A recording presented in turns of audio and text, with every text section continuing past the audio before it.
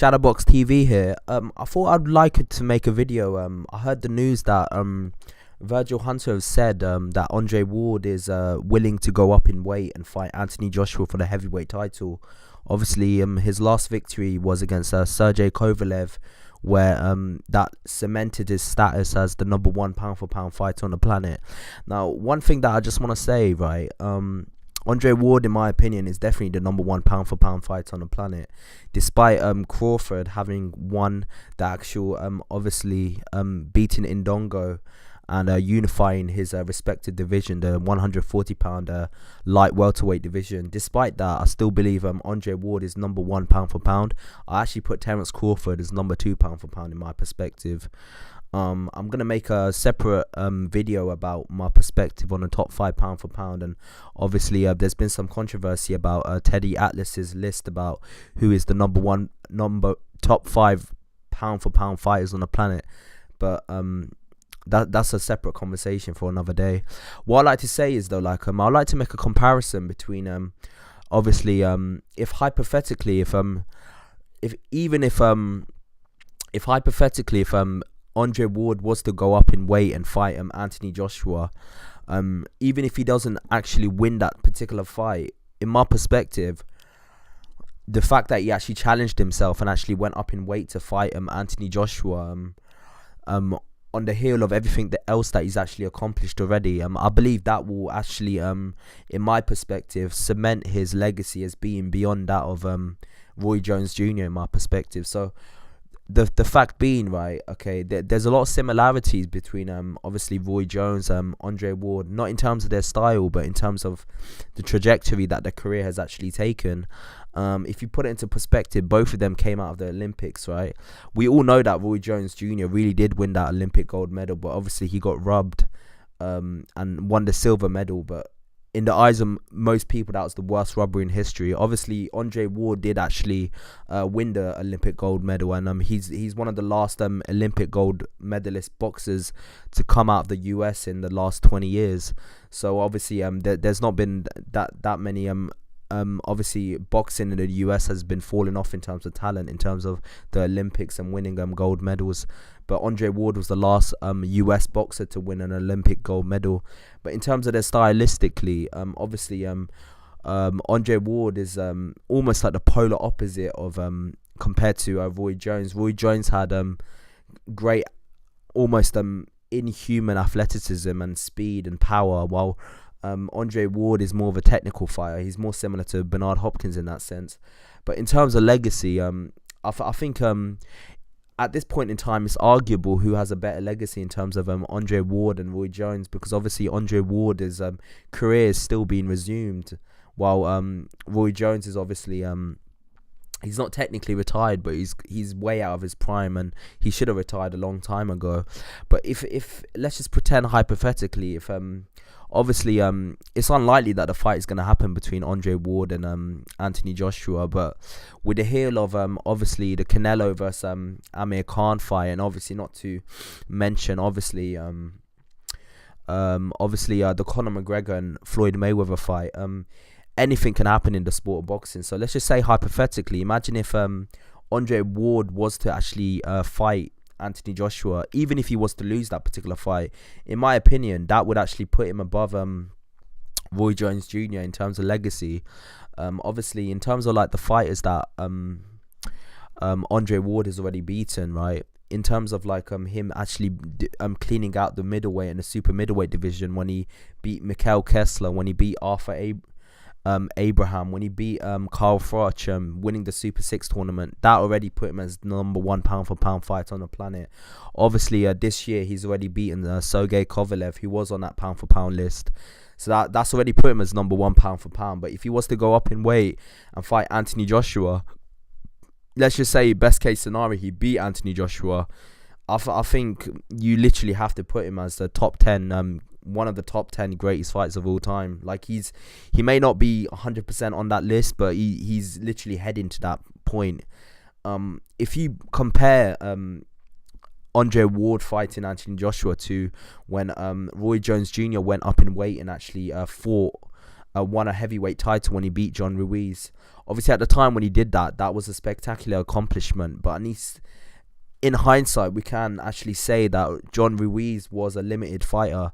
But here in Anthony Joshua, you got a fighter who's a top heavyweight who has actually unified the division.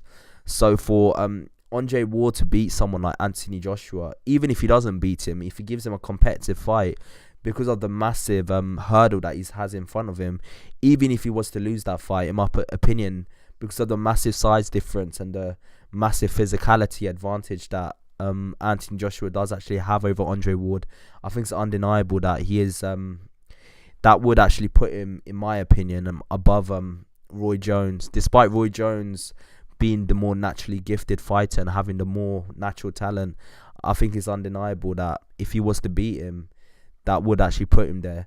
Now, in everyone's list, right? I've seen like online a lot of lists of like the top 10 pound for pound boxers, right? I've never actually seen Anthony Joshua ever enter that top 10 list or top 5. He may creep into the top 10, but I've never seen him enter the top 5, and that's for a legitimate reason. He's never beaten, other than Klitschko, he's never really beaten top competition. The time when he won the actual IBF title of Charles Martin was classed as probably one of the worst heavyweight champions in history, so that's not even classed as a victory. But obviously beating Klitschko was a top victory for him, and that did cement his status as the man to beat in the heavyweight division. He is legitimately seen as the heavyweight champion of the world. Even though Wilder and Joseph Parker do have a belt, everyone sees Anthony Joshua as the champion. They treat him like the champion. Then he's not a fight that's in obscurity like Wilder and Joseph Parker to that extent, and to a certain extent a Tyson Fury, even though he got stripped of his title. He's Anthony Joshua is the one heavyweight champion that is treated as a champion. So for Andre Ward to beat someone like that, I think that would definitely put him as definitely, and he's already an all-time great in my opinion, but it will further cement that status. But let's just say hypothetically, if Anthony Joshua was to beat Andre Ward in that situation, where would that put him? So if you put it into perspective, right, if you look back in time, right, when Mike Tyson actually lost to when Buster Douglas beat Mike Tyson, even though before Mike Tyson lost to Buster Douglas, he was seen as the number 1 pound for pound fighter on the planet, despite the fact he was a heavyweight, which is a very rare accomplishment. It's very rare that a heavyweight champion is a number 1 pound for pound fighter on the planet, because he's competing against lighter fighters that may have more skill, than more physicality and more power and speed. But if you put it into that perspective, right, when Buster Douglas beat Mike Tyson all them years ago, nobody saw Buster Douglas as a top pound for pound fighter in the world, even if he beat the guy that was at that time widely seen as the top pound for pound fighter in the world. So if Anthony Joshua was, if Andre Ward was to fight Anthony Joshua and Anthony Joshua was to beat Andre Ward, it may increase his status as a top pound for pound fighter, but I rarely think anyone would see Anthony Joshua as the top number 1 pound for pound fighter in the world if he was to beat Andre Ward, even though Andre Ward is widely seen as the top pound for pound fight in the world. I don't think anyone will see Anthony Joshua as the top pound for pound fight in the world if he was to beat Andre Ward, because basically based on the fact that obviously because of the massive physicality that Anthony Joshua has over Andre Ward, he's expected to win that certain fight. But if Andre Ward was to beat Anthony Joshua, then I think that further cements his status as the top pound for pound fight in the world. And in my opinion, obviously it is subjective, but apart from Roy Jones beating a young green Bernard Hopkins and obviously James Toney, apart from them two high class victories and obviously winning the heavyweight title and obviously doing it in the effortless dominant fashion that he did it in, I believe in terms of names on resumes, Andre Ward in my opinion ranks higher than Roy Jones Jr. in that perspective. So yeah, so it's just a hypothetical. It's unlikely that the fight will ever happen, But if Andre Ward was to fight Anthony Joshua, and was to, even if he was to lose that particular fight, I think that would cement his status as one of the greatest fighters to ever live. Maybe I'm getting caught up in the times, and obviously there are other fighters that are great out there, but I feel like what Andre Ward has accomplished is unprecedented in the sport. The way he's dominated so many world-class fighters, you could say he has a better resume already than Floyd Mayweather in some perspective. The fact that he did actually unify a division. Like Floyd Mayweather, he's won world titles in multiple divisions, but I've never actually seen him unify a total division. Like he's never been the guy that totally beat every champion in his particular division and held every title in one division. He was seen as a sort of fighter that would go up in weight and go to different divisions and fight different champions, but he never beat the man that was at that division in certain divisions. So, for example, when he fought Arturo Gatti, he could have fought Costa Tszyu instead of Arturo Gatti in the light welterweight division, but he decided to fight Arturo Gatti, who was seen as the weakest champion in that certain division. If he was to fight Costa Tszyu and beat Costa Tszyu in that division, then he would have been seen as the man at that division. But he picked up the title at light welterweight, and then he moved up to welterweight and fought Oscar De La Hoya. And I think he fought not Oscar De La Hoya, like not Oscar De La Hoya at welterweight, but he did go up to welterweight and fought another weak champion at welterweight. He never cleaned out an entire division.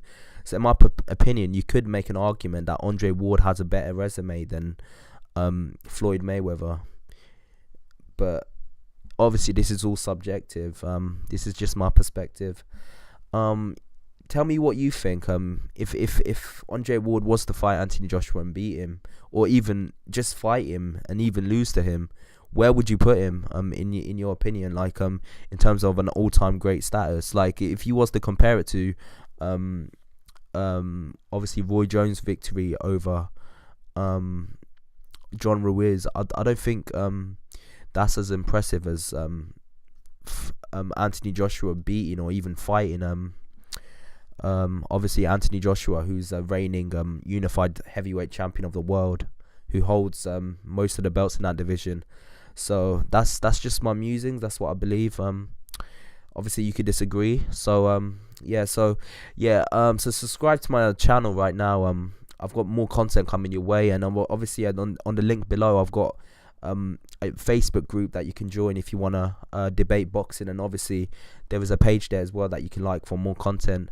So yeah, also click the notification bell so that every time I upload a video you can actually see that video that I'm gonna actually upload. So yeah, just get that back to me as soon as we can see if there's any just like the page so that I can subscribe to the channel so that I can actually send you more content that I'm sure you'll like.